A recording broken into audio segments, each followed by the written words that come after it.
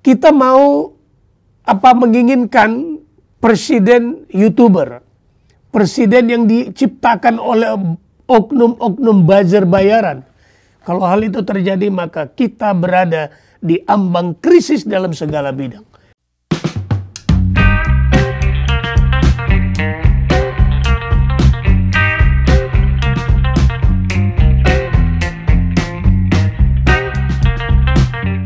Bertemu lagi dengan saya, A.S. Kobalen.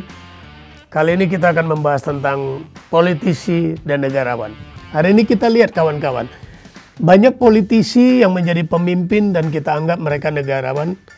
Banyak negarawan tenggelam karena mereka bergelut di partai politik. Mari kita simak dengan detail melalui teori dan pendapat para negarawan dunia.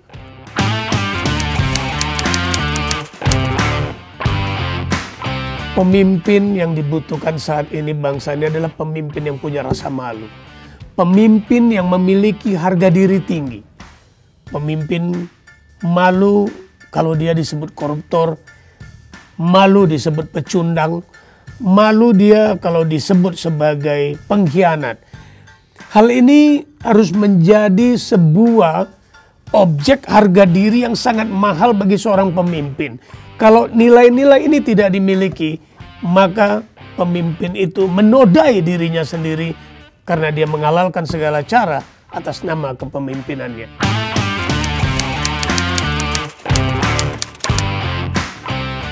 Ya, kita tahu banyak pemimpin yang lahir dari rahim partai politik yang cukup berintegritas, dan itu ada di partai kami.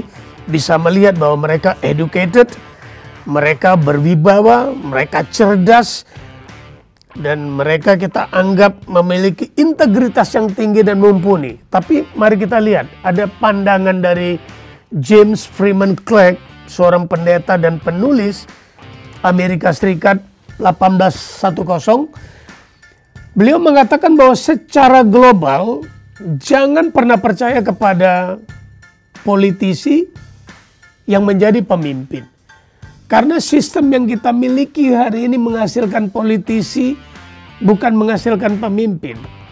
Sehingga kita dapat memiliki politisi yang tidak tahu apa-apa, tapi tanpa kita sadari beliau memimpin kita.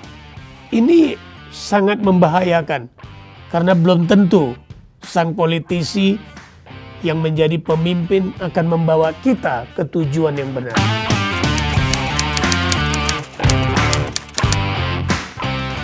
Ya, menurut Clark kembali bahwa politisi itu adalah konsen kepada pemilu berikutnya. Untuk itu dia akan lakukan segala cara. Bahkan kalau teman-teman seperjuangan yang mendukungnya dia anggap menghalangi, dia akan singkirkan. Dan karakter politisi ini biasanya dia lebih condong menghamba, menyembah para oknum-oknum cukong donaturnya, yang dengan kekuatan uangnya akan menjadikannya pemimpin atau pejabat di pemilu atau di pileg berikutnya. Itu sebabnya bahwa mereka menurut Clark tidak layak menjadi pemimpin.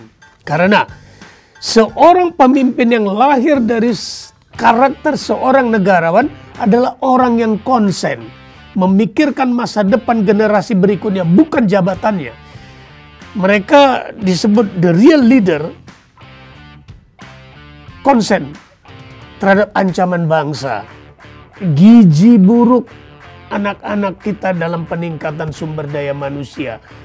Mereka memikirkan bagaimana meningkatkan pendidikan, kesehatan, bahkan dampak-dampak negatif sebelum terjadi.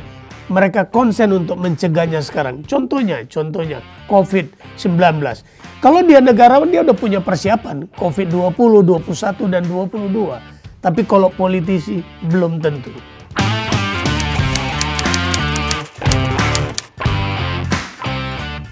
Ya, beliau adalah tokoh yang berulang kali dijolimi. Pimpinan tertinggi saya di partai saya. Anda mungkin bisa menebak. Dia tertawa dan tersenyum ketika dijolimi oleh lawan dan kawannya. Sosok paling anti pada fitnah, tidak suka menjelek-jelekan orang. Bahkan dia selalu menasihati kami jangan pernah membalas kejelekan orang dengan hal yang sama. Beliau seorang pemimpin yang tidak larut pada kegembiraan saat dipuji dan segera bangkit ketika dihina, dicaci, difitnah, jatuh. Konsepnya bangun ketika jatuh, jatuh lagi, bangun lagi, jatuh lagi, bangun lagi. Karakter beliau adalah seorang pendekar yang selalu tampil as a single fighter. Prinsipnya, 1000 kawan terlalu sedikit, 1 musuh terlalu banyak. Nah kawan-kawan, siapa beliau? Tokoh yang hari ini menjadi idaman harapan rakyat Indonesia. Anda bisa menebak.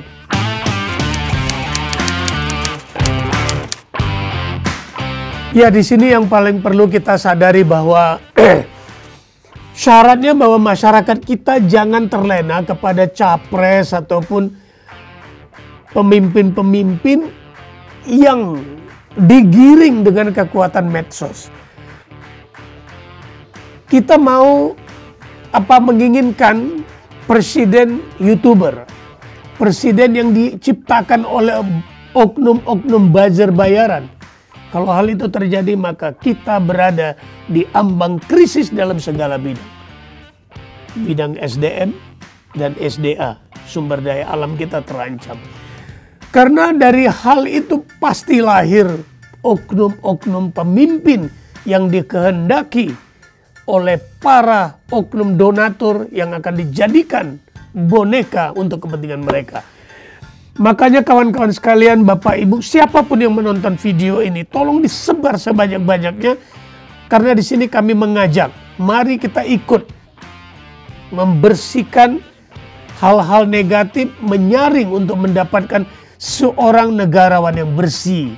Melalui semangat, tolak sogokan uang 100.000, 200.000 rupiah. Tolak sembako, pemberian yang mengharapkan pamrih. Karena tanpa sadar, kita menjual harga diri kita. Kita menjual suara kita. Kita menggadaikan harga diri anak dan generasi kita dengan 100.000 rupiah. Dengan sebungkus sembako yang tanpa sadar kita ikut melahirkan pemimpin yang brengsek yang merusak republik ini. Tanpa sadar kita ikut merusak demokrasi. Tanpa sadar kita adalah orang yang bertanggung jawab. Ketika lahir seorang pemimpin yang kemudian tidak sesuai dengan harapan dan membawa bangsa ini kepada jurang kehancuran karena menjadi boneka oknum-oknum para pedagang, para cukong yang akan konsen pada kepentingan mereka. Kawan-kawan sekalian, jangan puas menonton video ini. Kami minta Anda ikut andil dalam melahirkan generasi pemimpin yang baik dengan cara share, like, komen, dan subscribe. Sebarkan sebanyak-banyaknya kepada kawan-kawan Anda karena Anda akan menjadi duta melahirkan pemimpin yang berintegritas di republik ini. Sampai jumpa di dalam video saya berikutnya. Terima kasih.